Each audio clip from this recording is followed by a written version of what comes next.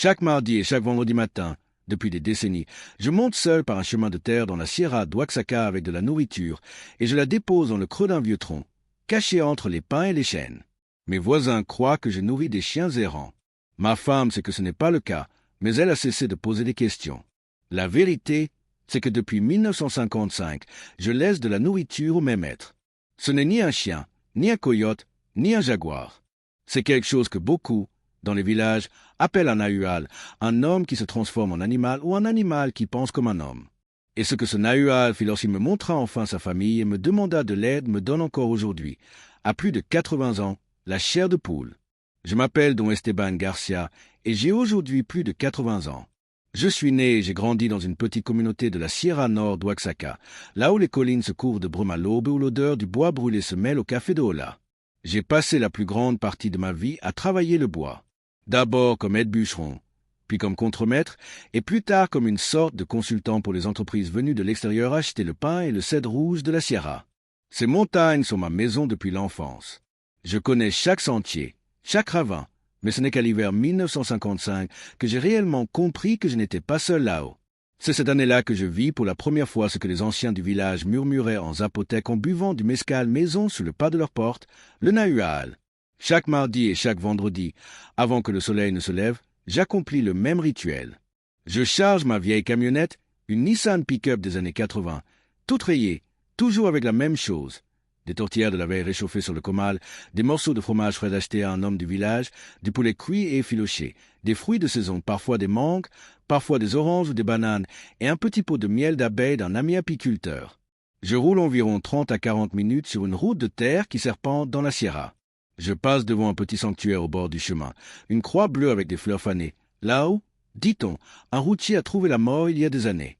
Après un certain point, le signal du téléphone disparaît. Il ne reste plus que moi, le moteur de la camionnette et le chant lointain des oiseaux. Je me gare toujours au même endroit, une clairière cachée marquée par un gros rocher couvert de mousse. De là, je poursuis à pied sur environ 800 mètres en montant un sentier que je pourrais parcourir les yeux fermés. L'air sent la terre mouillée et les feuilles en décomposition. Parfois, la brume est si dense qu'on dirait que la montagne respire au-dessus de moi. Au bout du sentier, j'arrive à ce qui est devenu pour moi un lieu sacré. Le tronc creux d'un ancien nahuet tombé depuis des décennies, dont le centre est parfaitement protégé de la pluie. C'est là que je laisse la nourriture. Mes voisins pensent que je ne suis qu'un vieil homme solitaire qui a pitié des animaux. Ma femme, Doña Rosa, sait que c'est bien plus que cela, mais elle a décidé il y a longtemps qu'il valait mieux ne pas poser certaines questions. Car, en réalité, depuis 1955, je nourris le même être, un être qui n'est ni totalement homme ni totalement animal, un nahual. Tout a commencé lors d'un hiver qui manqua d'anéantir la moitié des animaux de la Sierra. À cette époque, j'avais 26 ans. Je travaillais dans une équipe de coupe de bois qui opérait dans les parties les plus hautes de la montagne, au-dessus des nuages. C'était en janvier 1955, l'un des hivers les plus rudes dont on se souvienne. Le froid humide transperçait jusqu'aux os.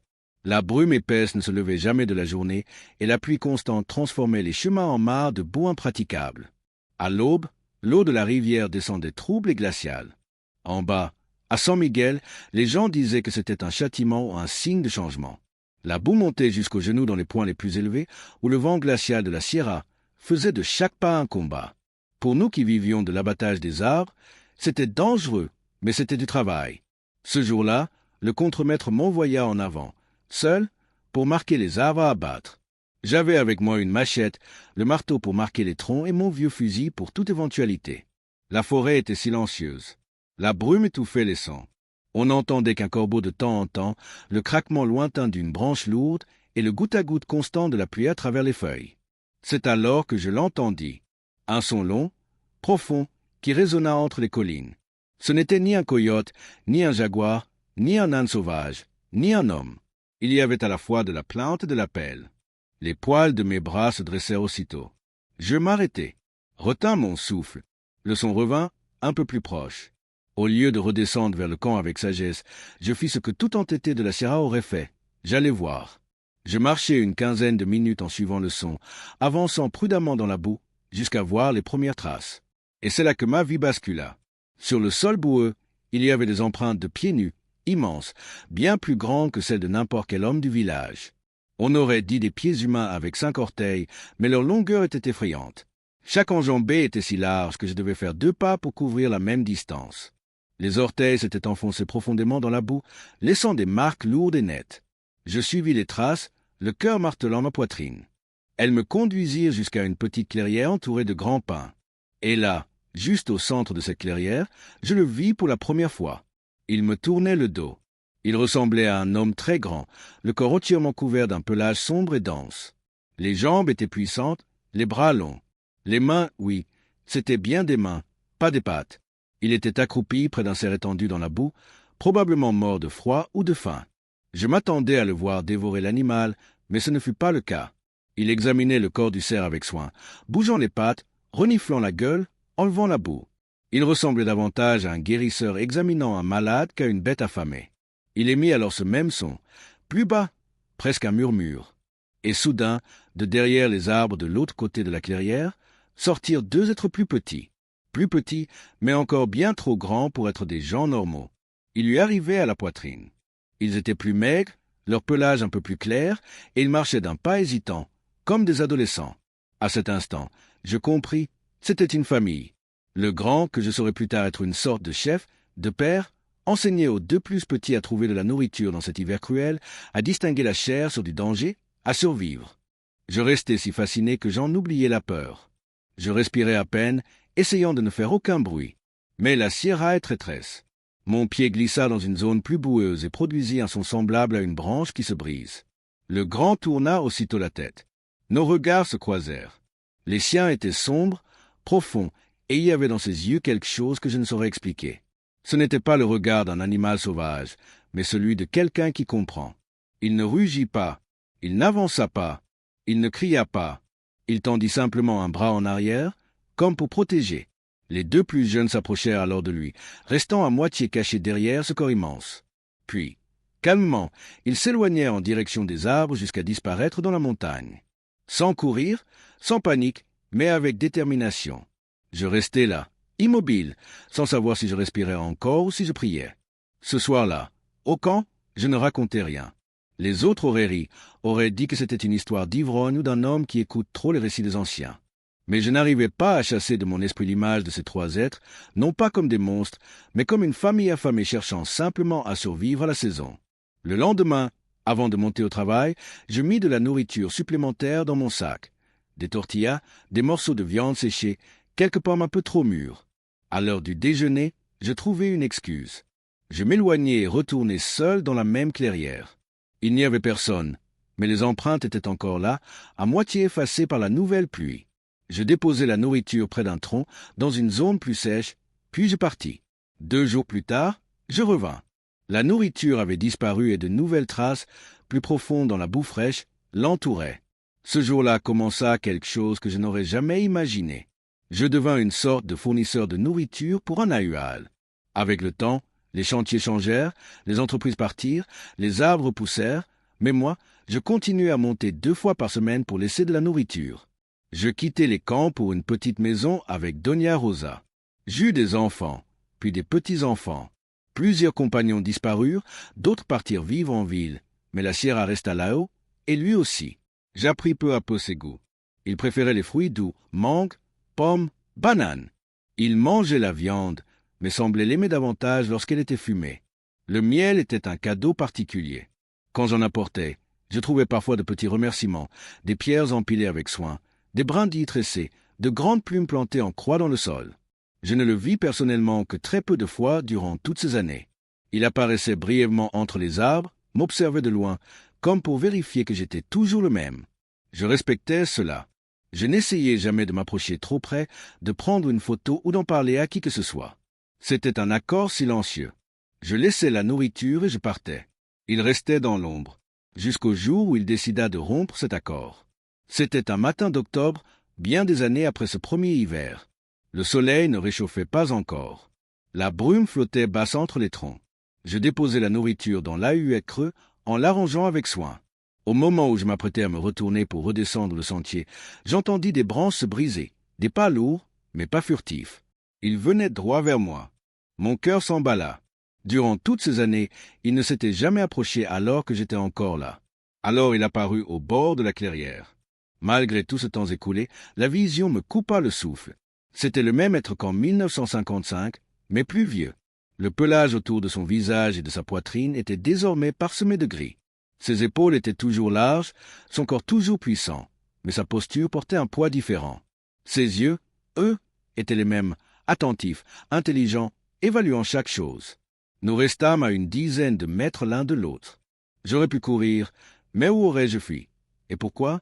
Une partie de moi avait peur, une autre éprouvait une étrange confiance. Je parlais à voix basse. Tranquille, c'est moi, Esteban, le même que toujours. Il inclina la tête comme s'il reconnaissait ma voix. Puis il fit quelque chose que je n'avais jamais vu. Il leva sa grande main, montra d'abord la nourriture, puis se montra lui-même. Ensuite, il fit un geste de ses bras, comme s'il portait quelque chose de petit contre sa poitrine. Il répéta le mouvement. De la nourriture. Le geste de bercer quelque chose. Je mis quelques secondes à comprendre. Plus de nourriture. Pas pour lui, pour quelqu'un dont il prenait soin. Un petit. Tu as besoin de plus de nourriture? Demandai-je en montrant le tronc. Puis lui. Pour un autre. Il hocha la tête d'un mouvement qui, chez n'importe quel humain, aurait signifié oui. Puis il leva les mains en écartant largement les doigts, comme pour indiquer une grande quantité, bien plus que d'habitude. Là, je compris la gravité de la situation. Quelqu'un de sa famille était en difficulté, peut-être malade, peut-être très faible. Et lui, qui avait toujours été si prudent, se tenait maintenant devant moi pour demander de l'aide. La responsabilité s'abattit sur moi comme une pierre. Demain, j'apporte plus, beaucoup plus. Je te le jure. Il émit un son grave et doux, sans aucune menace. Puis il disparut entre les troncs, silencieux comme un rêve.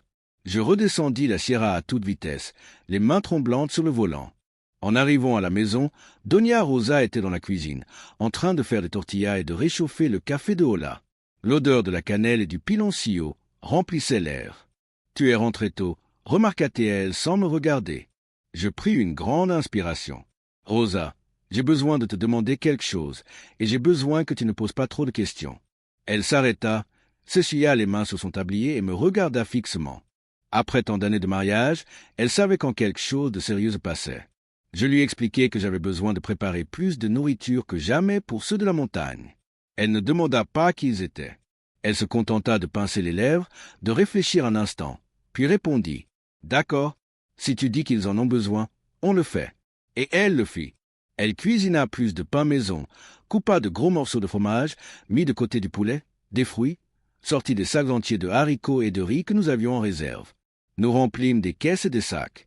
Avant de dormir, déjà dans le lit, elle parla à voix basse. « Esteban, quoi que tu fasses là-haut, je te demande juste une chose. Ne l'amène pas ici. Ici, il y a des enfants, il y a des petits-enfants. Quoi que tu protèges, protège-le là-bas. » Je le promis. Cette nuit-là, je dormis à peine. Je ne nourrissais plus seulement un mystère de la Sierra. Je soutenais, d'une certaine manière, toute une famille. Le lendemain, je montai avec la camionnette chargée à ras-bord.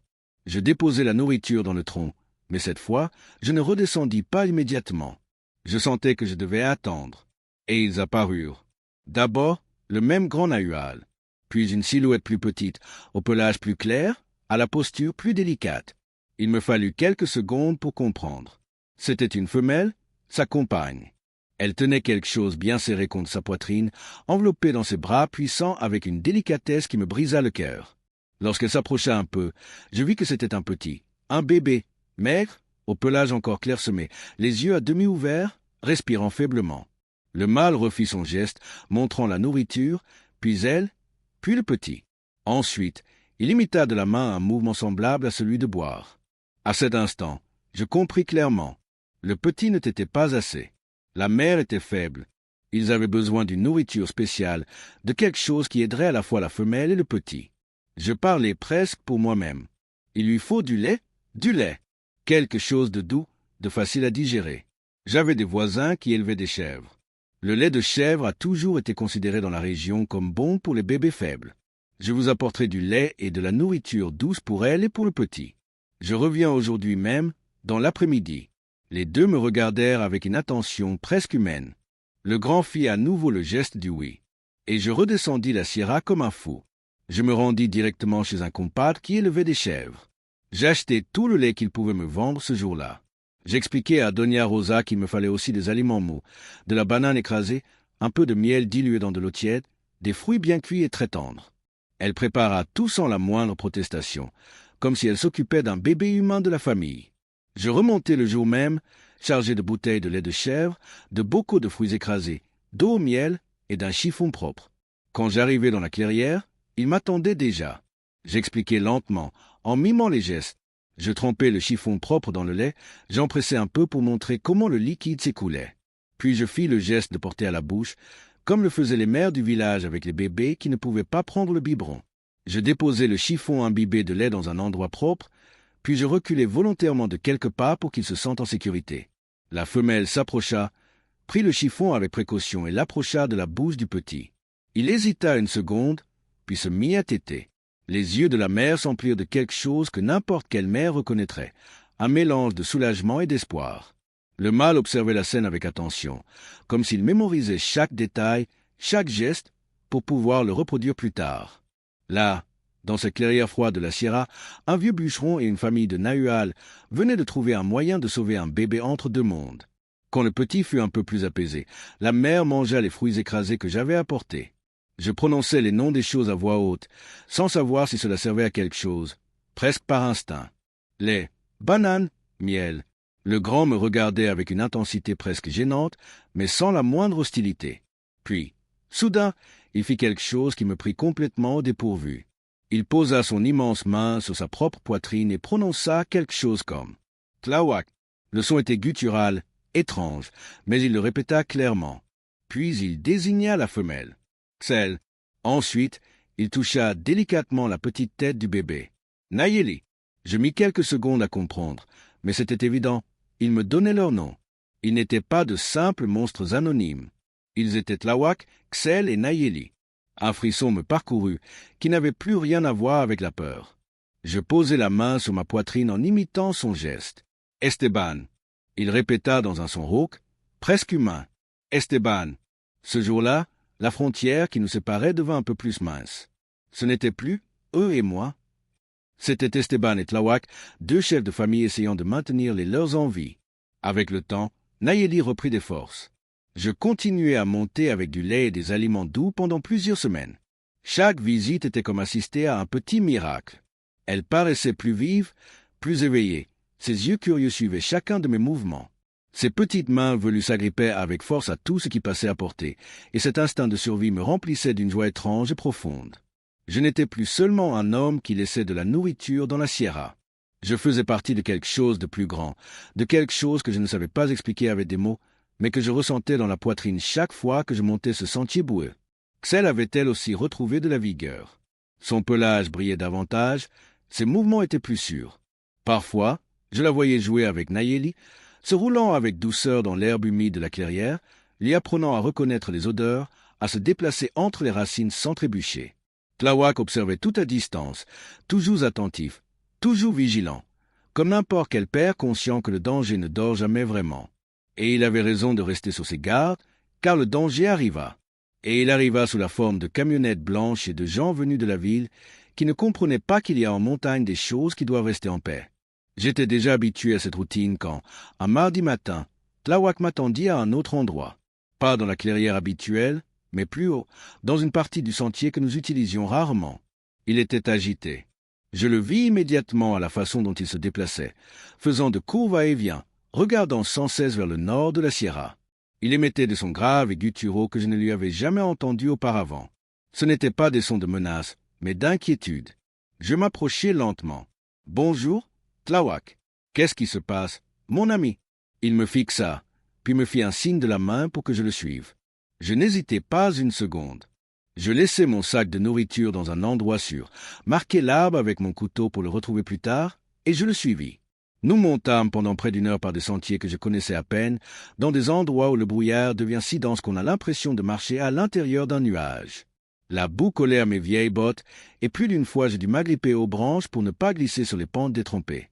Finalement, nous arrivâmes sur un point élevé, une sorte de belvédère naturel entre deux grands rochers couverts de mousse. De là, on pouvait voir une bonne partie de la Sierra vers le nord, et ce que je vis me glaça le sang. En contrebas, Dans ce qui était autrefois une clairière vide près de la rivière, il y avait de l'agitation.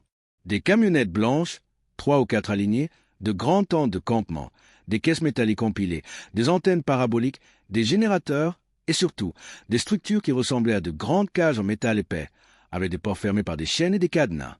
Je sortis mes vieilles jumelles, celles qui m'accompagnaient depuis l'époque où j'étais contremaître, et je fis la mise au point. Je pus lire sur l'une des camionnettes « Projet de recherche sur la faune endémique et cryptique, université autonome ». Des gens allaient et venaient, transportant du matériel, installant des caméras dans les arbres, examinant des cartes dépliées sur le capot d'un véhicule. Certains portaient des gilets avec des logos, d'autres avaient des fusils tranquillisants en bandoulière. Ce n'étaient pas de simples chasseurs, c'étaient des chercheurs, des gens formés, des gens venus pour quelque chose de précis. Tláhuac était à mes côtés, observant lui aussi. Il n'avait pas besoin de jumelles pour comprendre ce qui se passait en bas. Il fit un geste que je connaissais bien. Il désigna le campement, puis lui-même, puis joignit les mains comme si elles étaient liées, imitant le geste de la captivité. Je compris parfaitement. Ces gens ne venaient pas seulement pour observer. Ils venaient pour capturer, pour prouver que des êtres comme lui existaient. Pour l'emmener peut-être, lui, Xel, peut-être Nayeli, les enfermer dans des cages, les étudier, les exhiber on ne sait où. Une colère que je n'avais pas ressentie depuis des années monta en moi. Une colère froide, contrôlée, de celles qui font réfléchir clairement au lieu de crier. Je posai la main sur l'épaule de Tláhuac. Son pelage était rêche, tiède sous ma paume. « Je ne les laisserai pas t'emmener, lui murmurai-je. Aucun de vous. Je te le jure sur ma famille. » Il me regarda dans les yeux avec cette intensité qui me désarmait toujours. Il fit un son grave, presque comme un profond ronronnement, puis inclina légèrement la tête. Il me faisait confiance.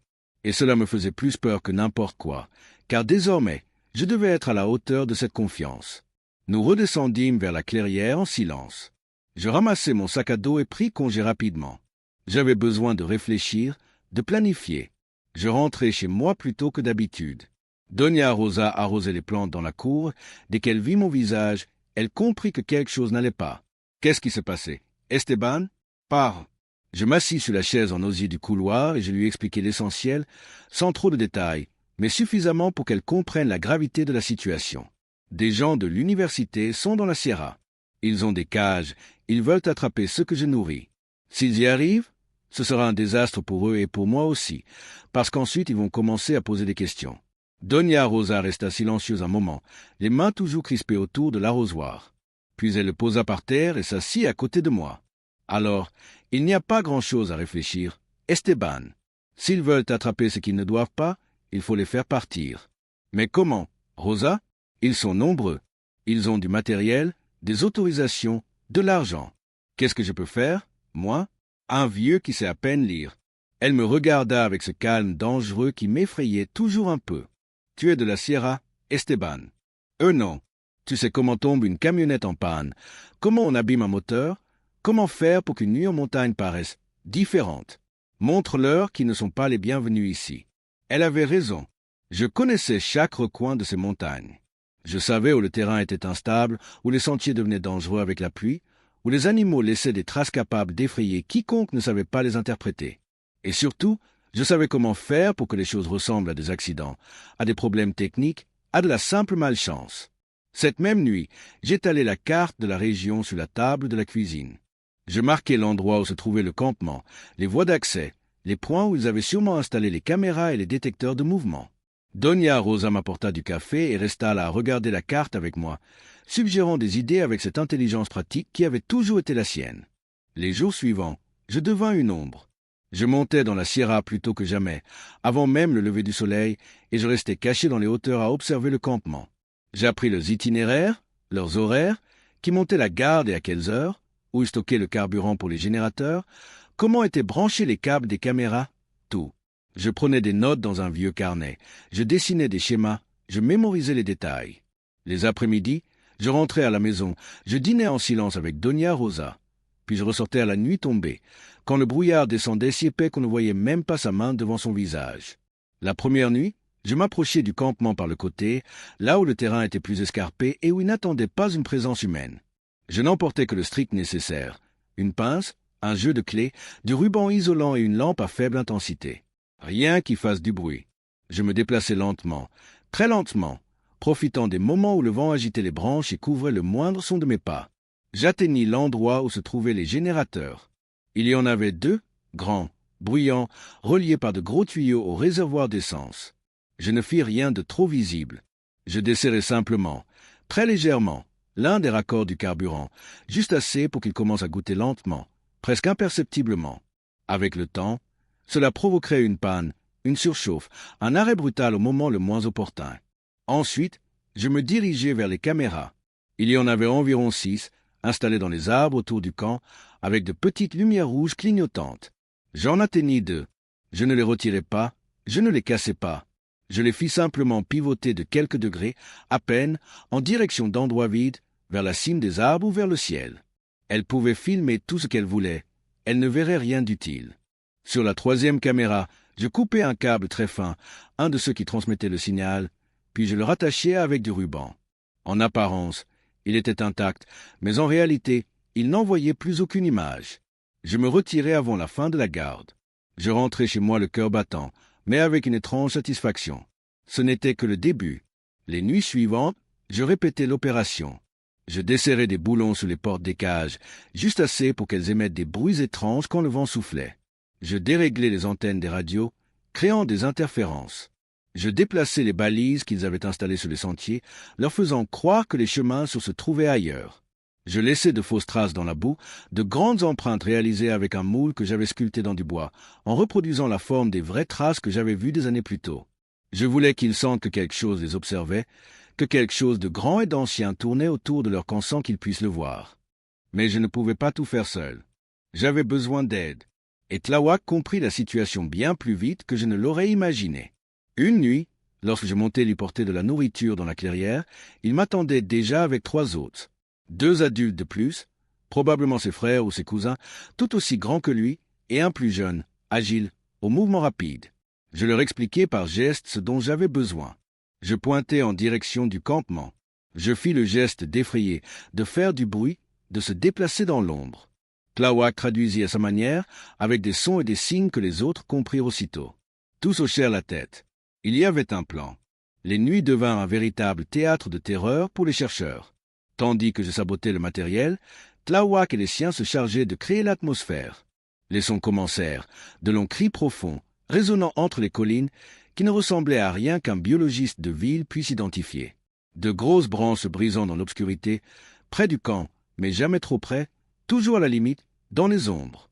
Des pierres dévalant les pentes, comme si quelque chose de lourd remontait la colline. D'énormes silhouettes glissant rapidement à la lisière du faisceau des lampes torchées, si vite que lorsqu'ils se retournaient, il n'y avait déjà plus rien. Moi, j'observais tout depuis mon poste en hauteur avec des jumelles. Je voyais les chercheurs sortir de leur tente, terrifiés, pointant leurs lampes vers l'obscurité, se criant des ordres les uns aux autres. Je les voyais vérifier les caméras et ne rien trouver. Je voyais les générateurs tomber en panne précisément au moment où ils en avaient le plus besoin, les radios cessaient de fonctionner, les coupant de toute communication avec le village. Peu à peu, la peur s'installa dans ce campement.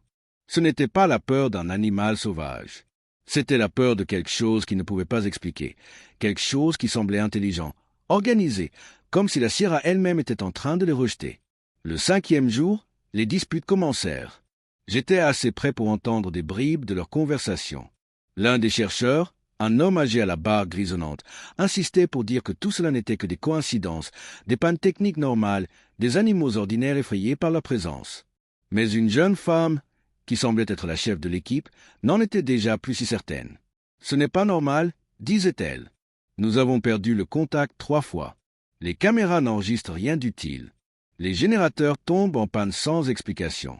Et ces bruits, ces maudits bruits chaque nuit.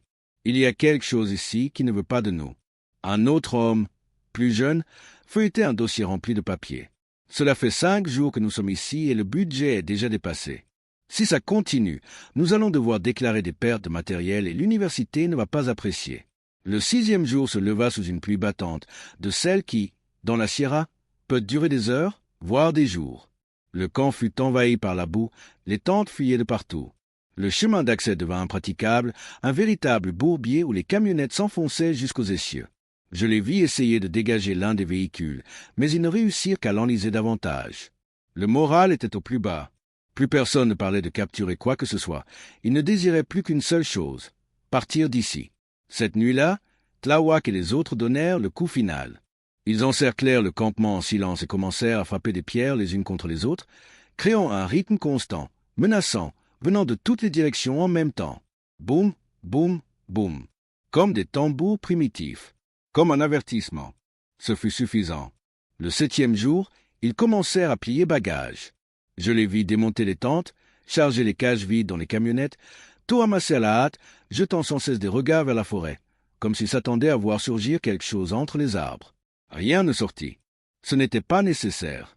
Ils avaient déjà compris le message. À midi, la dernière camionnette quitta la clairière, soulevant un rideau de boue, glissant dangereusement sur le chemin détrompé. Je les regardai s'éloigner jusqu'à ce qu'elles disparaissent derrière le virage du versant. J'attendis encore 2 heures avant de descendre. Je voulais être sûr qu'ils ne reviendraient pas. Quand je gagnai enfin l'endroit où se trouvait le campement, il ne restait que des traces de pneus, quelques piquets oubliés, des morceaux de corde, des boîtes vides et des déchets. Je passai le reste de l'après-midi à tout ramasser, chaque canette, chaque morceau de plastique, chaque vis. Je laissai l'endroit comme s'il n'avait jamais été là, comme si la Sierra les avait avalés puis recrachés vers leur monde d'asphalte et d'université. Cette nuit-là, je montai à la clairière où je déposais toujours la nourriture. Tláhuac était là, et avec lui toute sa famille. Iskel portait Nayeli, qui marchait déjà seule, mais aimait encore être prise dans les bras. Les 3 autres qui m'avaient aidé étaient également présents, ainsi que 2 autres que je ne connaissais pas, plus âgés, aux cheveux presque entièrement gris. C'était la première fois que je les voyais tous réunis. Ils formaient un demi-cercle devant moi, tous silencieux, tous me regardant de ces yeux profonds qui semblaient tout comprendre. Je me sentis petit, non par peur, mais par respect. Tláhuac fit un pas en avant et posa son immense main sur mon épaule. Le poids était considérable, mais pas inconfortable. C'était le poids d'un engagement, d'une promesse tenue. Puis il fit quelque chose qu'il n'avait jamais fait auparavant. Il s'agenouilla devant moi, abaissant son énorme corps jusqu'à ce que sa tête arrive à la hauteur de ma poitrine, et posa ses 2 mains sur son cœur, l'une après l'autre. Tous les autres répétèrent le geste. Même Nayeli, de ses petites mains, imita le mouvement maladroitement, me regardant avec ses yeux curieux où l'on commençait déjà à deviner l'intelligence de son espèce. Aucune traduction n'était nécessaire. Aucun mot, dans aucune langue. C'était de la gratitude, de la reconnaissance, de la fraternité. Un nœud me serra la gorge et j'eus du mal à l'avaler. Je n'ai fait que ce que vous auriez fait pour chacun des vôtres, dis-je d'une voix rauque. Protéger la famille, c'est la seule chose qui compte. Tláhuac se leva et, de quelque part entre les arbres, ramena un objet enveloppé dans de grandes feuilles. Il me le plaça dans les mains avec soin. Lorsque je dépliai les feuilles, je découvris une sculpture en bois d'une finesse qui me laissa sans voix. C'était une scène taillée dans un seul morceau de bois de cèdre. On y voyait plusieurs grandes figures, quelques plus petites, et, au centre, une figure plus petite, clairement humaine, portant quelque chose sur la tête qui ressemblait à un chapeau, et dans les mains quelque chose qui pouvait être un sac ou une besace. Je me reconnus immédiatement. C'était moi, sculpté dans le bois, entouré par la famille des Nahual. Je n'étais pas à part. J'étais parmi eux, partie du groupe, partie de leur histoire. Je sentis mes yeux me brûler, mais je retins mes larmes. Les hommes de la Sierra ne pleurent pas facilement, mais ce jour-là, j'en fus tout près. « Merci, Tláhuac » dis-je en levant la sculpture. Je la garderai comme mon plus grand trésor. Il émit ce son grave et doux que je savais désormais être un signe d'affection, puis il désigna le ciel. La lune sortait entre les nuages, inondant la clairière d'une lumière argentée. C'était une pleine lune, énorme, de celle que, au village, on appelle lune des récoltes. Tláhuac leva le visage vers elle et poussa un long hurlement mélodieux qui résonna dans toute la Sierra. Ce n'était pas un hurlement de loup, c'était quelque chose de différent, de plus complexe, avec des tonalités qui montaient et descendaient comme une chanson. Et alors tous les autres se joignirent à lui, créant une symphonie étrange et magnifique qui me hérissa chaque poil du corps. Je restai là, debout, la sculpture dans les mains, à écouter ce chœur impossible, et je compris quelque chose que je n'avais jamais su exprimer avec des mots. Peu importe que tu aies 2 jambes ou 4, que tu aies la police ou le corps couvert de poils, que tu parles espagnol ou que tu communiques par des sons gutturaux. Ce qui compte, c'est d'être capable de voir un autre être en difficulté et de décider d'aider sans rien attendre en retour, simplement parce que c'est juste. Cette nuit-là, j'appris que la famille n'est pas toujours une affaire de sang. Parfois, c'est un choix. Et moi, j'avais choisi ces êtres, et eux m'avaient choisi. Les jours suivants, je repris ma routine habituelle. Mardi et vendredi, de la nourriture dans le tronc creux, quelques mots, quelques gestes. Nayeli grandissait vite, elle n'avait plus besoin du lait de chèvre. Elle mangeait des fruits toute seule, grimpait aux arbres avec une agilité impressionnante et avait commencé à produire ce son de communication que les adultes utilisaient. Iskel montait toujours la garde, mais elle semblait plus détendue, plus confiante. Tlawak patrouillait constamment le territoire, s'assurant qu'il n'y ait plus d'intrus. Les semaines passèrent, puis les mois. L'incident avec les chercheurs resta une anecdote que moi seul connaissais dans son intégralité. Au village, on racontait simplement que des étudiants de l'université avaient dû abandonner un projet dans la Sierra à cause du mauvais temps et de panne de matériel. Personne ne soupçonnait la vérité. Doña Rosa ne demanda jamais de détails. Elle me regardait parfois avec ce petit sourire qui signifiait qu'elle savait bien plus qu'elle ne le disait. Les petits-enfants venaient le week-end, remplissaient la maison de bruit et de rire, et je savourais chaque instant, mais toujours avec une partie de mon esprit là-haut, dans la Sierra, me demandant comment allaient Tlawak et les siens. Un après-midi de décembre, alors que le froid commençait à se faire plus mordant et que la brume descendait plus tôt, je montais comme toujours avec mon sac de nourriture. Mais cette fois-ci, en arrivant à la clairière, il y avait quelqu'un de plus. Tlawak était là, et à ses côtés se tenait un Nahual que je ne connaissais pas. Il était vieux, très vieux. Son pelage était presque entièrement blanc et il se déplaçait lentement, avec la dignité de celui qui a vécu longtemps et beaucoup vu. Il s'appuyait sur un bâton sculpté, et ses yeux, bien que cernés de rides, brillaient d'une intelligence pénétrante. Tlawak fit un geste pour me présenter au vieil ancêtre. Le vieux Nahual m'observa longuement de la tête aux pieds, comme s'il m'évaluait, me pesait sur une balance invisible. Puis il hocha légèrement la tête et s'approcha. Il posa une main sur ma tête avec une tendresse presque paternelle et prononça quelques mots dans une langue que je ne compris pas, mais dont le son semblait ancien, chargé de consonnes douces et de voyelles longues. Tlawak traduisit à sa manière. Il fit le geste du temps qui passe durant de nombreuses années, désigna ensuite le vieil être, puis moi, et joignit les mains comme pour unir deux choses. Je compris qu'il disait que l'ancien me donnait sa bénédiction, son approbation, qu'il me reconnaissait comme faisant partie de quelque chose de plus grand que moi-même. Le vieux Nahual sortit alors quelque chose des replis de son corps. C'était un collier fait de petites pierres polies enfilées sur un cordon de fibres végétales. Il me le passa autour du cou de ses mains tremblantes, mais sûres. Les pierres étaient tièdes, comme si elles avaient longtemps reposé contre la chaleur de son corps. Je ressentis dans ce geste un poids cérémoniel, comme s'il s'agissait d'une initiation, d'une reconnaissance officielle de ma place au sein de cette communauté cachée. « Merci », murmurai-je en touchant les pierres. « C'est un honneur que je ne mérite pas. » Tlawak secoua la tête et me désigna la poitrine, là où bat le cœur. Pour lui, je le méritais. Et venant de lui, venant de tous, cela signifiait plus que n'importe quelle médaille ou distinction que le monde des hommes aurait pu m'offrir. Les années continuèrent de passer comme elles passent dans la Sierra, avec ce mélange de lenteur et de vitesse que l'on ne comprend vraiment que lorsqu'on vieillit. Les mardis et les vendredis devinrent plus qu'une simple habitude. Ils devinrent ma religion personnelle, ma façon de prier, ma manière de remercier pour chaque jour où l'on me permettait encore de gravir ces sentiers boueux. Doña Rosa vieillissait elle aussi à mes côtés, mais son caractère restait aussi solide qu'au premier jour. Parfois, elle me préparait des tamals spéciaux, ce qu'elle réservait aux fêtes, et me disait de sa voix douce, « Porte-leur ça, à tes amis de la Sierra. » Et je les emportais, enveloppés dans des feuilles de bananier encore tièdes, et je voyais Tlawak et les siens les déplier avec soin. Ils respiraient la vapeur qui s'en échappait et mangeaient lentement, savourant chaque bouchée comme s'ils comprenaient l'amour cuit dans cette pâte. Nayeli grandit jusqu'à devenir une jeune femelle forte et magnifique. Son pelage s'était un peu assombri, mais il conservait cette lueur dorée aux pointes qui la distinguait des autres. Elle était vive comme le vent, curieuse comme une enfant et possédait un courage qui inquiétait parfois Xel. Plus d'une fois, je la vis s'éloigner trop loin du groupe, explorer de nouvelles zones, grimper aux arbres les plus hauts, s'approcher d'endroits où moi-même je n'osais pas aller. Mais elle revenait toujours avec quelque chose entre les mains, une fleur étrange, une pierre brillante, un morceau d'écorce aux formes curieuses. C'était une collectionneuse, comme certains de mes petits-enfants. La voir ainsi me faisait sourire, car en elle je voyais la continuité, la promesse que cette famille continuerait d'exister. Un jour de printemps, alors que les arbres étaient couverts de fleurs blanches qui parfumaient toute la Sierra, Nayeli apparut dans la clairière accompagnée de quelqu'un d'autre. C'était un jeune mâle, à peu près de son âge, au pelage brun foncé et à la constitution robuste. Il restait un peu en retrait, timide, m'observant avec un mélange de curiosité et de méfiance.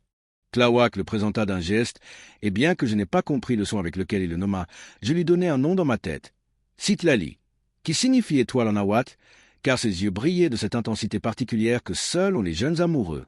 Il était évident qu'il s'était choisi. La façon dont Nayeli le regardait, la façon dont il s'approchait d'elle avec précaution, lui touchant l'épaule avec tendresse, tout parlait d'un lien nouveau, frais, plein de promesses.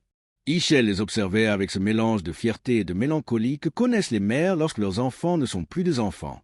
Tlawak, lui, observait Citlali d'un œil critique, l'évaluant, s'assurant qu'il soit digne de sa fille.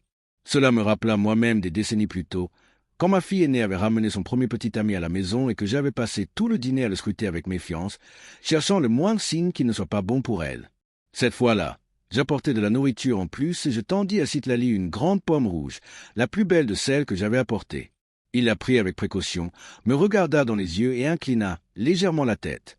C'était sa manière de dire merci, sa manière de reconnaître que j'étais important pour cette famille et qu'il respectait cela. Il me plut immédiatement. Il avait cette humilité nécessaire pour vivre dans la Sierra, ce respect pour ce qui est plus grand que soi-même. Bienvenue dans la famille, mon garçon, lui dis-je, sachant qu'il ne comprendrait pas les mots, mais certain qu'il comprendrait le ton. Et je crois qu'il le comprit, car il sourit. Oui, les Nahual sourient. Pas comme les humains, mais il y a quelque chose dans la façon dont leurs yeux se plissent et dont leurs épaules se détendent qui ne trompe pas. Les mois suivants furent empreints d'un bonheur paisible. Je voyais Nayeli et Citlali ensemble chaque fois que je montais, construisant leur propre espace dans une partie de la clairière, rassemblant branches et feuilles pour faire quelque chose qui ressemblait à un nid ou à un abri. Ils travaillaient ensemble avec une synchronie magnifique, lui portant les branches les plus lourdes et les ajustant avec précision, créant une structure qui était moitié instinct, moitié art. Tlawak et Ishel les laissaient faire, observant de loin, prêts à aider s'ils en avaient besoin, mais respectant leur indépendance. C'était le cycle naturel. Les enfants grandissent, trouvent un partenaire, fondent leur propre famille. Et c'est ainsi que ce fut. À l'hiver suivant, lorsque les pluies devenaient plus intenses et la brume plus épaisse, Nayeli attendait un petit. Personne n'avait besoin de me le dire.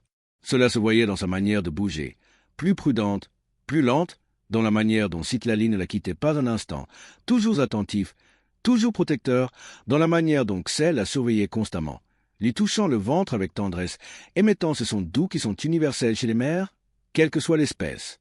J'allais devenir grand-père, eh bien, pas par le sang, mais dans mon cœur, oui, j'allais voir naître la génération suivante de cette famille que j'avais protégée pendant tant d'années. Je le racontai à Doña Rosa un soir, pendant que nous dînions d'une soupe de légumes et de tortillas tout juste sortis du feu. Rosa, Neyel va avoir un bébé. Elle leva les yeux de son assiette et me regarda avec ses yeux qui avaient déjà tant vu. Alors, tu vas encore devoir apporter plus de lait et des choses douces, comme la première fois. Je hochai la tête. J'y pensais déjà. Je faisais déjà des listes dans ma tête, je calculais les quantités, me préparant à répéter tout ce que j'avais appris des années plus tôt, quand c'était Nayeli elle-même qui avait besoin de soins particuliers. La vie est circulaire, tout revient. Ceux qui ont été protégés deviennent ceux qui protègent, et ceux qui ont aidé un jour, s'ils ont de la chance, aident de nouveau. L'accouchement eut lieu une nuit de nouvelle lune, de celle où l'obscurité est si complète qu'on a l'impression que le monde entier dort. Bien sûr, je n'y étais pas. C'était quelque chose de privé, de sacré, entre eux. Mais 2 jours plus tard, lorsque je montais avec ma charge habituelle, Citlali m'attendait au début du sentier. Il était nerveux, ému, tournant en rond. Il me fit signe d'avancer vite et je courus pratiquement derrière lui. Mon vieux cœur battait comme un tambour, priant pour que tout se soit bien passé. Nous arrivâmes à la clairière et toute la famille était là, réunie. Tlawak et Xel sur les côtés, d'autres membres que je connaissais déjà formant un cercle protecteur. Et au centre, Nayeli, assise contre un tronc, tenant contre sa poitrine quelque chose enveloppé de feuilles et de mousse. Je m'approchai lentement, avec respect. Nayeli me regarda avec ses yeux fatigués mais remplis de bonheur comme toutes les jeunes mères. Et avec précaution, avec infiniment de douceur, elle écarta un peu l'enveloppe naturelle pour me montrer ce qu'elle portait. Il était minuscule, plus petit encore que dans mon souvenir de Nayeli à sa naissance. Il avait des cheveux très clairs, presque blonds, et les yeux encore fermés. Il respirait par petits halètements rapides, et ses minuscules mains, de la taille de mon pouce, s'agrippaient aux cheveux de sa mère avec une force surprenante pour un être si fragile. Je sentis que le monde entier s'arrêtait à cet instant. Ce bébé, cette créature minuscule, à moitié légende, à moitié réalité, représentait tout ce que j'avais protégé pendant des décennies. Il était la preuve vivante que chaque montée sous la pluie avait valu la peine. Chaque nuit passée à m'inquiéter du retour possible des chercheurs, chaque petit mensonge que j'avais dû dire au village pour protéger ce secret. Je m'agenouillai dans la boue sans me soucier de salir mon pantalon et tendis un doigt. Nayeli, comprenant mon geste, guida la petite main de son bébé vers mon doigt. Les doigts se refermèrent autour dans une étreinte douce mais ferme. « Bonjour, petit » murmurai-je d'une voix brisée. « Bienvenue dans le monde. Tu auras une belle vie ici, dans la Sierra. » Citlali s'approcha et posa sa main sur mon épaule. C'était sa façon de dire merci. Merci d'être là. Merci de faire partie de cela. Tlawak, de sa place, émit un long son mélodieux, et tous les autres lui répondirent. C'était un chant de bienvenue, une cérémonie à leur manière. Et moi, un vieux bûcheron mexicain, j'étais là, au milieu, témoin de quelque chose que probablement personne d'autre au monde n'avait jamais vu. Je me sentais l'homme le plus chanceux de toute la Sierra, de tout Oaxaca, peut-être de tout le Mexique. Les semaines suivantes furent consacrées à des soins intensifs. J'apportais de nouveau du lait de chèvre, des fruits écrasés, du miel dilué. Nayeli retrouva vite ses forces, bien plus rapidement que Xel en son temps. Elle était jeune, forte, et avait Citlali à ses côtés pour l'aider en tout. Le bébé, que je commençais à appeler Tonito dans mon esprit parce qu'il me rappelait un ariotifice né à peu près à la même période, grandissait de jour en jour. En 2 semaines, il ouvrait déjà les yeux, de grands yeux couleur ombre qui regardaient tout avec fascination. En 1 mois, il essayait déjà d'attraper des choses, réagissait au son, reconnaissait la voix de sa famille. Mais tout n'était pas paisible. Au village, les rumeurs recommencèrent à circuler. Quelqu'un, je ne sais qui, disait avoir vu d'étranges empreintes près de la zone de la rivière. Des empreintes trop grandes pour être celles d'une personne normale. Un autre jurait avoir entendu des cris étranges la nuit, différents de ceux de tous les animaux connus. Un troisième racontait que son chien s'était montré nerveux en s'approchant d'une certaine partie de la montagne, aboyant et gémissant sans vouloir avancer. Je faisais de mon mieux pour calmer ces rumeurs. C'est la saison des pluies, disais-je. La boue fait paraître les empreintes plus grandes qu'elles ne le sont. Les sons résonnent bizarrement entre les collines avec la brume. Les chiens ont parfois peur de leur propre ombre. Mais il y avait un homme en particulier qui ne se laissait pas convaincre. Il s'appelait Jacinto, un type d'une 40aine d'années, arrivé au village environ 5 ans plus tôt. C'était un guide touristique, de ceux qui emmènent des étrangers faire de la randonnée dans la Sierra en se faisant payer en dollars. Et il portait cette ambition dangereuse de ceux qui veulent devenir célèbres rapidement, à n'importe quel prix. Il commença à poser trop de questions, à rassembler des histoires, à offrir de l'argent à quiconque lui donnerait des informations sur le Nahual. Il disait que s'il arrivait à le photographier, à prouver son existence, il vendrait l'histoire à des journaux internationaux, à des programmes de télévision, et qu'il deviendrait riche. Je l'entendis parler un après-midi dans l'épicerie du village pendant que j'achetais des provisions. Il était entouré de 3 ou 4 jeunes du coin, leur remplissant la tête d'idées. Imaginez, disait-il, une photo claire d'un Nahual, une vidéo. On pourrait la vendre pour des milliers de dollars, des centaines de milliers. Et le village deviendrait célèbre. Des touristes du monde entier viendraient. Il y aurait des hôtels, des restaurants, du travail pour tout le monde. Les jeunes l'écoutaient les yeux brillants, séduits par la promesse de l'argent facile. Moi, je serrais le sac de sucre dans mes mains, sentant la colère monter dans ma poitrine. Je m'approchai du groupe. « Jacinto, dis-je d'une voix calme et ferme. C'est une idée très dangereuse. La Sierra n'est pas un parc d'attractions. Les choses qui vivent là-haut méritent le respect et la paix. Si tu commences à faire venir des hordes de touristes, tu détruiras l'équilibre qui existe depuis des siècles. » Il me regarda avec ce sourire arrogant de ceux qui croient tout savoir. « Don Esteban, avec tout le respect que je vous dois, vous êtes déjà âgé. Vous ne comprenez pas comment fonctionne le monde aujourd'hui. Ça, c'est le progrès. C'est une opportunité. Et s'il y a quelque chose là-haut, ça doit être étudié, documenté. On ne peut pas le laisser caché pour toujours. Il doit rester caché s'il veut continuer à exister, répondis-je. Et si tu as ne serait-ce qu'un peu de respect pour la terre qui te nourrit, tu laisseras les choses telles qu'elles sont. » Les jeunes me regardaient, mal à l'aise, partagés entre la promesse de l'argent et le respect qu'ils avaient pour un ancien du village. Jacinto, lui, se contenta de rire. « Vous et vos superstitions, Don Esteban, vous verrez. Quand j'apporterai les preuves, tout le monde voudra sa part et vous regretterez de ne pas m'avoir aidé. » Il s'éloigna d'un pas assuré, et les jeunes le suivirent, même si 2 d'entre eux se retournèrent vers moi avec un air de regret. Cette nuit-là, je dormis à peine. Je racontai tout à Doña Rosa. Elle écouta en silence, tissant un rebozo de ses mains expertes. Quand j'eus fini de parler, elle posa son ouvrage à côté d'elle. « Cet homme est dangereux. Esteban. Non pas parce qu'il est fort ou violent, mais parce qu'il ne voit rien au-delà de sa propre ambition. C'est le genre de personne capable de faire énormément de mal sans même s'en rendre compte, ou pire, sans s'en soucier. Tu dois les prévenir. Atlagouac et les siens doivent être plus vigilants que jamais. J'acquiesçai. C'était exactement ce que j'allais faire. Demain même, je monterai, même si ce n'est pas un jour de ravitaillement. Ils doivent savoir qu'un nouveau danger rôde. Je montai dès le lendemain matin sous le prétexte d'aller examiner un arbre qu'un menuisier du village voisin souhaitait soi-disant acheter. C'était un mensonge, mais à ce stade, plus personne ne s'étonnait de mes allées et venues. Quand j'arrivai à la clairière, Tláhuac m'attendait déjà. Parfois, je me demandais s'il avait un moyen de savoir quand je venais, un sens que nous, les humains, avions perdu. Je lui expliquai la situation par des gestes. Je pointai vers le village. Je mimais un appareil photo. Puis, je fis comme s'il y avait beaucoup de monde, une foule. Ensuite, je montrai leur direction et fis le geste du danger, de la prudence. Tláhuac comprit immédiatement. Son expression devint grave, inquiète. Il appela les autres avec un son particulier. En quelques minutes, toute la famille fut réunie. Il leur expliqua à sa manière ce que je venais de dire, et je vis les visages de tous s'assombrir. Le vieux Nahual aux cheveux blancs, celui qui m'avait donné le collier de pierre, parla longuement avec des sons graves et posés. À son ton et à l'attention silencieuse des autres, je compris qu'il racontait une histoire, sans doute celle d'un autre temps, quand d'autres m'étaient venus les chercher, quand ils avaient dû se cacher, quand peut-être certains ne leur n'avaient pas réussi à s'échapper. Nayeli serrait Tonito plus fort contre sa poitrine, les yeux remplis d'une peur maternelle.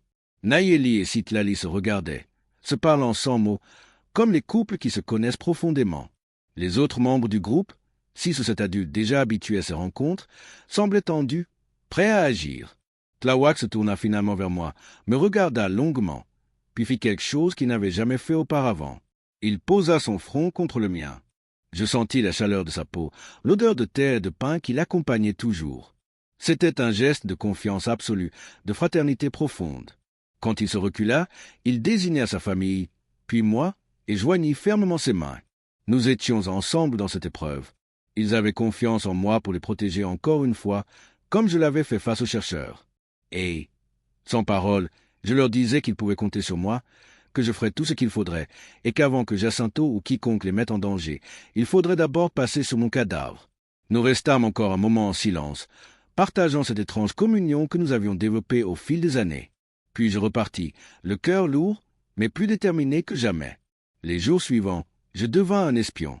Je suivais Jacinto discrètement, écoutant ses conversations, découvrant ses projets. J'appris qu'il avait contacté un photographe de faune sauvage de Mexico, un type avec du matériel professionnel et des ambitions semblables aux siennes.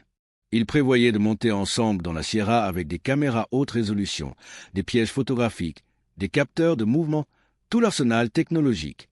Ils voulaient passer une semaine entière dans la montagne, camper en différents points, couvrir le plus de territoire possible. Et le pire, c'est qu'ils avaient convaincu 2 jeunes du village de les guider, leur promettant une part des bénéfices s'ils réussissaient à obtenir les photos. Il fallait agir vite, mais cette fois tout était différent. Je ne pouvais pas simplement saboter du matériel et produire des bruits la nuit. Jacinto s'y attendait. Il espérait justement des rencontres étranges, des sons mystérieux. Cela ne ferait qu'alimenter sa détermination. Il me fallait quelque chose de plus définitif, quelque chose qui les pousserait à renoncer pour toujours. C'est alors qu'un plan risqué me vint à l'esprit, sans doute le plus risqué de toute ma vie. Mais c'était la seule façon de protéger la famille que j'avais veillée pendant près de 70 ans. Il allait falloir que je m'expose, que je fasse ce que j'avais juré de ne jamais faire, révéler le secret à quelqu'un d'autre. Mais pas à n'importe qui. À la seule personne capable de m'aider et en qui j'avais une confiance aussi grande qu'en Doña Rosa. Mon plus jeune fils, Roberto, vivait dans le village voisin. Il avait 52 ans. Il travaillait comme mécanicien. C'était un homme de peu de mots et de beaucoup de bon sens. De tous mes enfants, il avait toujours été celui qui me ressemblait le plus. Respectueux de la Sierra, croyant aux choses que l'on ne voit pas. Un jour, je l'invitai à prendre un café chez moi. Doña Rosa nous laissa seuls sur la galerie. « Roberto, Lydie, sans détour, j'ai besoin de te raconter quelque chose que je n'ai jamais dit à personne dans la famille, sauf à ta mère. Et j'ai aussi besoin de ton aide pour quelque chose de très délicat. » Il posa sa tasse, me regarda, sérieux. « Je vous écoute, papa. Je suis toujours là quand vous avez besoin. » Je pris une profonde inspiration et je commençai. Je lui racontai tout. Depuis 1955, depuis la première rencontre avec Tláhuac cet hiver de pluie et de boue, depuis les décennies à nourrir cette famille en secret, depuis les chercheurs, depuis Nayeli et son bébé, jusqu'à la menace actuelle de Jacinto. Roberto m'écouta sans m'interrompre, les yeux de plus en plus ouverts, mais sans cette incrédulité moqueuse que j'aurais attendue de n'importe qui d'autre. Quand j'eus fini, il resta silencieux un long moment. « Papa, dit-il enfin, j'ai toujours ce que vous gardiez quelque chose en vous. » Toute la famille le savait. Les montées constantes, les excuses, la nourriture en trop. Maman nous demandait de ne pas poser de questions, et nous avons respecté cela. Mais je n'ai jamais imaginé que ce serait quelque chose comme ça. Il fit une pause. Ce que vous me racontez est incroyable. C'est la chose la plus incroyable que j'ai entendue de toute ma vie. Mais je vous crois parce que je vous connais. Papa, et je sais que vous n'êtes pas un homme à inventer des histoires ni à perdre votre temps avec des bêtises. Si vous me dites cela, c'est que c'est réel. Je ressentis un immense soulagement. Je n'ai pas besoin que tu montes pour les rencontrer, lui dis-je. Pas encore. Ce dont j'ai besoin, c'est que tu m'aides à convaincre Jacinto qu'il poursuit des fantômes, que l'histoire du Nahual n'est que cela, une histoire. J'ai besoin que tu m'aides à semer le doute, à répandre le découragement. Et si cela ne suffit pas, j'ai besoin que tu sois prêt à m'aider avec un plan plus radical. Roberto hocha la tête. Comptez sur moi, papa. Je ferai tout ce qu'il faudra. Si ces êtres ont survécu aussi longtemps en restant cachés, c'est qu'ils méritent de le rester. Et si vous les protégez depuis toutes ces années, je vous aiderai à continuer de les protéger. Nous avons alors commencé notre campagne de désinformation. Roberto, qui était respecté dans les deux villages pour son honnêteté et son bon travail, commença à semer des graines de doute dans l'épicerie, à la cantina, lors des réunions du village. Il mentionnait, comme en passant, qu'il était monté des centaines de fois dans cette zone pour son travail et qu'il n'avait jamais vu quoi que ce soit d'étrange. Que les traces dont parlaient les gens étaient probablement celles d'ours qui existent dans la région, même s'ils sont rares, que les sons que l'on entendait étaient ceux d'oiseaux nocturnes ou du vent résonnant entre les rochers aux formes étranges. Il disait qu'un de ses oncles, aujourd'hui décédé, avait inventé toute l'histoire du Nahual il y a des années pour effrayer les enfants, et qu'avec le temps les gens avaient fini par la croire vraie. Moi aussi, je faisais ma part. Quand quelqu'un évoquait le sujet, je riais de ce rire las de vieil homme. « Ah, garçon, disais-je, cela fait toute une vie que je parcours ces montagnes et je n'ai jamais vu quelque chose qui ne puisse expliquer. Vous, les jeunes, vous voyez une ombre et vous pensez déjà que c'est un monstre. L'imagination est très puissante, surtout quand on est seul dans la montagne la nuit. » Peu à peu, l'enthousiasme de certains commença à se refroidir. Les deux jeunes qui devaient guider Jacinto commençaient à douter, à poser des questions, à reconsidérer s'ils voulaient réellement passer une semaine entière dans la Sierra à chercher quelque chose qui n'existait peut-être pas. Mais Jacinto, lui, n'était pas si facilement convaincu. Lui et son ami photographe poursuivaient leurs préparatifs. Ils achetèrent des provisions, étudièrent des cartes, préparèrent leur matériel. Et puis, 3 jours avant leur expédition, il se produisit quelque chose que personne n'attendait, quelque chose que même moi, avec toutes mes années d'expérience auprès des Nahual, n'aurais pas pu prévoir. Tláhuac prit une décision qui allait tout changer. 3 jours avant que Jacinto et le photographe ne montent avec leur équipement, je reçus un message. Pas un message normal, mais un message à l'ancienne de ce que seule la Sierra s'est envoyé. J'étais en train d'arroser les plantes du patio lorsqu'un pic vert se posa sur le poteau de la clôture, très près de moi, et commença à frapper en un motif précis. 3 coups rapides, 2 lents, 3 rapides. Puis encore. C'était le code que Tláhuac et moi avions développé des années auparavant pour les urgences. Mon cœur fit un bond. Je laissai tout et je montai immédiatement dans la Sierra, sans attendre le lendemain, sans apporter de nourriture, seulement avec mon bâton et mon couteau. Quand j'arrivai à la clairière, la scène me coupa le souffle. Il n'y avait pas seulement Tláhuac. Ils étaient tous là, toute sa famille, et d'autres encore que je n'avais jamais vus auparavant. Il devait être 15 ou 20 Nahual formant un large cercle. Il y avait des anciens aux cheveux entièrement blancs, de jeunes adultes robustes, des mères avec leurs petits. C'était comme s'ils avaient convoqué une assemblée, un conseil de toute leur communauté cachée. Au centre du cercle, un espace vide m'attendait. Tláhuac me fit signe d'approcher et de m'asseoir là. Je m'assis sur le sol humide, les jambes croisées comme je pouvais à mon âge, sentant le poids de tout ce regard posé sur moi. Le vieux Nahual au collier de pierre parla le premier, avec des sons longs et cérémonieux. Je ne comprenais pas les mots, mais je comprenais le ton. C'était une sorte de bénédiction, une présentation formelle devant les autres, expliquant qui j'étais et ce que j'avais fait pour la famille de Tláhuac au fil des années. D'autres anciens parlèrent aussi, chacun ajoutant quelque chose, et je vis certains des Nahual plus jeunes me regarder avec un mélange de curiosité et de respect que je n'avais jamais vu auparavant. Puis Tlawak se plaça devant moi, me regarda dans les yeux avec cette intensité qui m'avait toujours donné l'impression qu'il pouvait lire mes pensées les plus profondes. Puis il fit quelque chose d'absolument inattendu. Il se transforma. Je ne sais pas comment mieux le dire. Son corps commença à changer, à se rétrécir, ses poils se résorbèrent. Ses os craquèrent doucement, sa posture se modifia. En moins d'une minute, là où se tenait ce grand être de presque 2,50 m, se trouvait maintenant un homme. Un homme normal, robuste, à la peau brune, aux cheveux longs et sombres, nu, mais manifestement humain. Il me regardait avec les mêmes yeux, les yeux de Tlawak que je connaissais depuis des décennies, mais maintenant dans un visage totalement humain. Je restais pétrifié. En toutes ces années, je ne l'avais jamais vu se transformer. Je savais qu'ils en étaient capables, les légendes l'avaient toujours dit, mais savoir une chose est bien différent que de la voir de ses propres yeux. Tlawak, désormais sous forme humaine, parla. Sa voix était rauque, comme s'il ne l'utilisait pas souvent, avec un accent étrange, mais il parlait espagnol. « Esteban, dit-il. » Et entendre mon nom dans sa voix humaine me donna la chair de poule. « Tu as protégé ma famille quand personne d'autre ne l'aurait fait. Tu as gardé notre secret. Tu as été un frère, un grand-père, un gardien.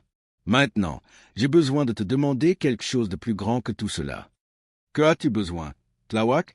répondis-je d'une voix tremblante. « Tout ce que tu voudras. » Il montra du doigt tous ceux qui formaient le cercle. « Nous sommes les derniers, Esteban. Les derniers Nahual de cette sierra, peut-être de tout Oaxaca. Avant, nous étions nombreux, des centaines, peut-être des milliers, vivant dans les montagnes, veillant sur les forêts. Maintenant, l'équilibre. Mais le monde des hommes a grandi, les villes se sont étendues, les forêts ont été coupées. Nous nous sommes cachés de plus en plus loin, de plus en plus haut. Beaucoup des nôtres sont morts, d'autres sont partis vers des montagnes plus éloignées. Ce que tu vois ici sont tous ceux qui restent. » Il fit une pause. Je vis la douleur dans ses yeux. Si cet homme, Jacinto, atteint son but, s'il nous photographie, s'il prouve que nous existons, tout sera fini. Il n'y aura pas seulement des touristes curieux, il y aura des scientifiques, des militaires, des chasseurs, des gens qui nous verront comme des trophées ou comme des spécimens de laboratoire. Nous devrons partir, quitter ces montagnes qui ont été notre foyer pendant d'innombrables générations. Et pire, certains des nôtres seront capturés, comme cela a failli arriver avec les chercheurs il y a des années. Les plus jeunes, les plus curieux comme Nayeli, ne sauront pas se cacher assez bien. Je sentis le poids du monde s'abattre sur mes épaules. Que puis-je faire, Tlawak? Je ne suis qu'un vieil homme. J'ai déjà fait ce que je pouvais avec les chercheurs, mais ceci, c'est différent. Il secoua la tête. Tu n'es pas qu'un vieil homme. Tu es le pont entre nos mondes. Et c'est pour cela que je te demande ceci. J'ai besoin que tu montres à cet homme ce qu'il cherche, mais d'une manière qui le fera renoncer pour toujours. Je fronçai les sourcils. Perdu. Je ne comprends pas. Comment vais-je lui montrer sans qu'il prenne des photos, sans qu'il utilise cela contre vous? Tlawak sourit. Un sourire triste, mais empli de sagesse. Tu vas lui montrer que certains mystères sont plus grands que l'ambition. Que certaines choses doivent rester dans l'ombre, non pas parce qu'elles n'existent pas, mais parce que le monde n'est pas prêt pour elles. Et tu vas lui donner une raison de protéger ce secret, pas de le révéler. Il continua à m'expliquer son plan, et tandis qu'il parlait, je sentais un mélange de terreur et d'émerveillement. C'était risqué, c'était dangereux, mais c'était aussi brillant. Et si cela fonctionnait, non seulement cela sauverait sa famille, mais cela créerait un nouveau gardien, quelqu'un qui protégerait le secret comme moi, je ne serais plus là. 2 jours plus tard, je suis allé chercher Jacinto. Je l'ai trouvé dans la boutique en train d'acheter ses dernières provisions.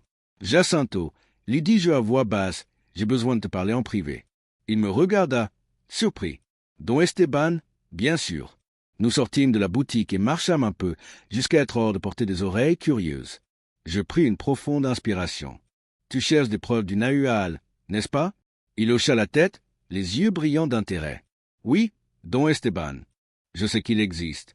Toutes ces histoires ne peuvent pas être des mensonges. » Je hochai lentement la tête. « Tu as raison, ce ne sont pas des mensonges. » Son expression passa de l'incrédulité à l'émotion. « Vous l'avez vu? Vous le savez.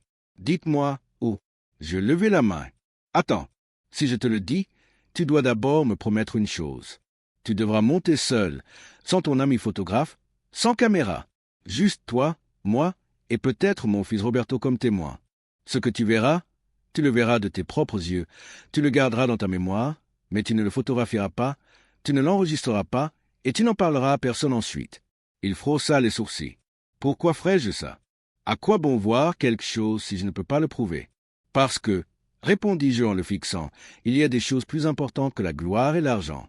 Et si tu veux vraiment comprendre ce qu'est le Nahual, tu dois le voir de la bonne manière.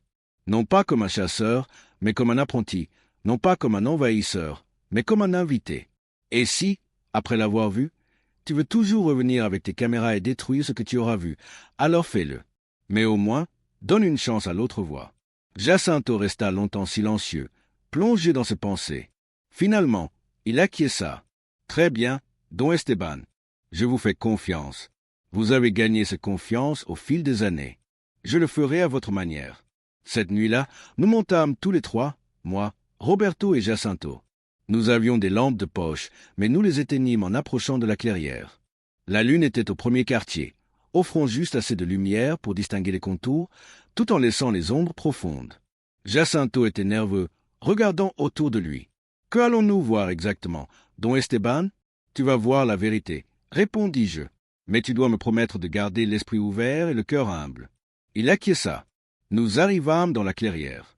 Elle était vide. Jacinto regarda autour de lui, manifestement déçu. « Il n'y a rien ici. Vous m'avez trompé, Don Esteban. » Je secouai la tête. « Patience. » Je me plaçai au centre et fis l'appel que Tláhuac m'avait enseigné des années plus tôt, un sifflement particulier suivi de 3 claquements de mains. Pendant quelques secondes, rien ne se produisit. Jacinto était sur le point de parler quand les sons commencèrent. D'abord un, puis un autre, puis plusieurs à la fois. Ces chants profonds, gutturaux, résonnant entre les arbres. Jacinto se figea. Et alors, ils apparurent un à un, sortant de l'ombre, Tláhuac et sa famille. Lui d'abord, immense, imposant, puis Ixchel avec Tonito dans les bras, Nayeli et Citlali main dans la main. Les anciens avançaient lentement, mais avec dignité. D'autres adultes, des jeunes, tous formant un demi-cercle devant nous. Jacinto laissa échapper un son étouffé, entre le halètement et le sanglot. « Mon Dieu !» murmura-t-il. « Ils sont réels. Ils sont totalement réels. » Roberto, à mes côtés, était lui aussi bouleversé, même si je l'avais prévenu de à quoi s'attendre. Tláhuac fit un pas en avant. Jacinto recula instinctivement. « Calme-toi, lui dis-je. Il ne te fera aucun mal. Il veut seulement que tu le vois, que tu les vois tous, que tu comprennes ce que tu poursuivais. Ce ne sont pas des monstres. Ce sont une famille. Des pères, des mères, des enfants, des grands-parents, comme nous, simplement différents. » Des larmes coulèrent sur les joues de Jacinto. « C'est la chose la plus belle et la plus terrifiante que j'ai jamais vue de ma vie, dit-il d'une voix brisée. » Alors Tláhuac fit ce que nous avions prévu. Il se transforma sur le champ, sous les yeux de Jacinto, passant de sa forme de Nahual à sa forme humaine. Jacinto tomba à genoux, non par peur, mais sous le choc écrasant de ce qu'il venait de voir. Tláhuac, désormais sous forme humaine, s'approcha de lui. « Tu peux prendre ta photo, dit-il en espagnol. Tu peux revenir avec tes caméras, amener des foules, devenir riche et célèbre. Mais tu peux aussi choisir autre chose. Tu peux choisir d'être un gardien plutôt qu'un exploiteur. Tu peux protéger cela au lieu de le détruire. Et tu peux vivre le reste de ta vie en sachant que tu as vu quelque chose que très peu d'humains ont vu, et que tu as été assez sage pour le laisser en paix. » Jacinto sanglotait à découvert. « Je ne peux pas vous trahir. Pardonnez-moi. Pardonnez-moi d'avoir été si stupide, si ambitieux. » Tláhuac posa une main sur son épaule. « Il n'y a rien à pardonner. Engage-toi simplement. Engage-toi à garder ce secret, à le protéger. Et quand Don Esteban ne pourra plus monter ces montagnes, peut-être pourras-tu prendre sa place. » Jacinto acquiesça sans cesse. « Oui, je le jure. Je le jure sur tout ce qu'il y a de sacré. Je ne raconterai jamais ce que j'ai vu. Je n'amènerai personne ici. Je les protégerai comme Don Esteban l'a fait. » Nous passâmes encore 2 heures dans la clairière. Jacinto fit la connaissance de chaque membre de la famille. Nayeli le laissa porter Tonito, et le poids de cette petite créature dans ses bras acheva de briser toute ambition qui aurait pu lui rester. Roberto eut aussi son moment, s'approchant lentement de Tláhuac, posant la main sur son épaule avec respect. « Maintenant, je comprends pourquoi mon père a consacré sa vie à cela, » dit-il. « Ça en vaut la peine. Chaque sacrifice en vaut la peine. » Quand nous redescendîmes enfin, aucun de nous 3 n'était plus la même personne qu'en montant. Dans les mois qui suivirent, Jacinto changea complètement.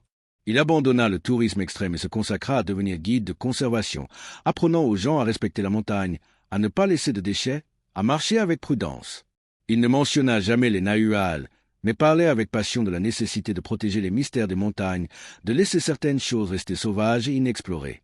Il devint notre allié, et quand, avec l'âge, j'eus de plus en plus de mal à monter, il prit le relais pour apporter la nourriture lorsque je ne le pouvais plus.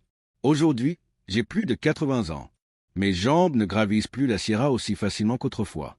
Doña Rosa a elle aussi ralenti, mais son esprit reste vif et son cœur demeure le pilier de notre famille.